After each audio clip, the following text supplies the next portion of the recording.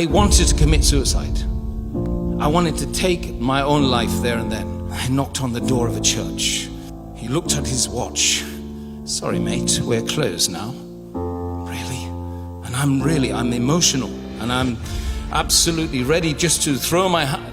You know, maybe Jesus is the one, the Lord. Because there's nothing else. I'm Christian by birth. Yes. So at the end of this discussion, he sent me away, and then I was in depression.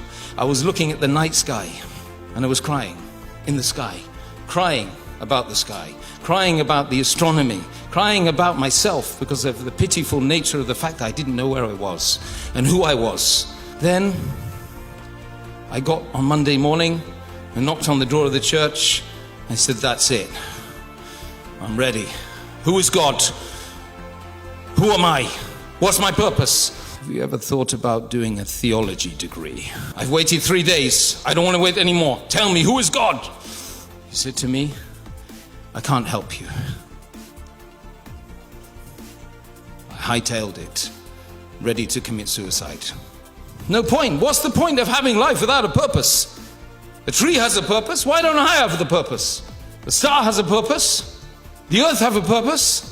Every living human thing and every non-human thing, every mineral has a purpose. Why don't I find it? Why can't I find a purpose? Then I met a girl. I have a purpose. I finally have a purpose. Yo, that feels good, man. Love. So I find the purpose. The girl is there and I'm with her. One day she says to me, tomorrow, leave me. I said, what? Are you joking? Do you usually say this to people that you love and they love you? She says to me, it's my religion. The day after she kicked me out and I wasn't allowed to go to her house, I went to the Islamic Society and I knocked on the door, and this brother with a khutra, you know, Saudi dress. I said, excuse me, mate. I've got a problem with my girlfriend. He looked at me. He says, you will have a problem, mate. She's not good for you, and you're not good for her. I said, you are at it again. She's doing the same. She's saying love, but she doesn't want to see me. You're saying leave her. She's bad for you. What is going on? What's wrong with your religion, man? Are you crazy? He said, wait 1 minute. He went to the back. You know what they do? Read these. I read the books. I read every one. Something happened inside me. And then I remembered the girl. I would read every book to get the girl. This love is greater than all of the things created.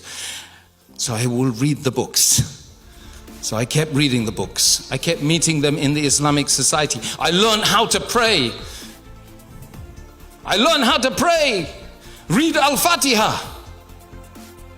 Read the opening verses of the Quran, the 7 jeweled verses of the Quran. This is like Christian faith. What's all this about? There's not much difference, really. One day, I discovered that it was the month of Ramadan. And the month of Ramadan is, of course, when the Quran was revealed to who? Muhammad ibn Abdullah. Peace and blessings be upon him. And that is why the girl left me. She left me for the sake of Allah. I'm persuaded and coerced to read the Quran when I had been studying mankind and every ism and schism under the sun for the last 10 years.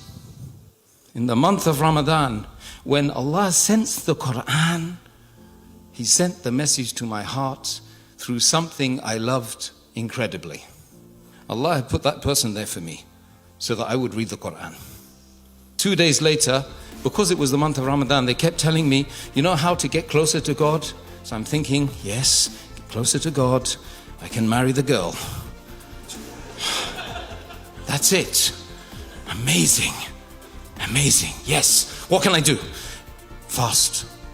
Fast the whole day. From the morning to the sunset. I woke up. I didn't have my breakfast. And I started to fast. And I went to the mosque in Balam. Balam Masjid. Does anyone know Balam? The gateway to the south.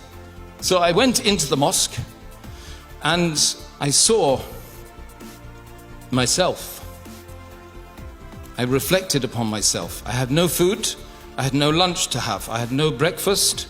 And all I had was me and whatever had created me.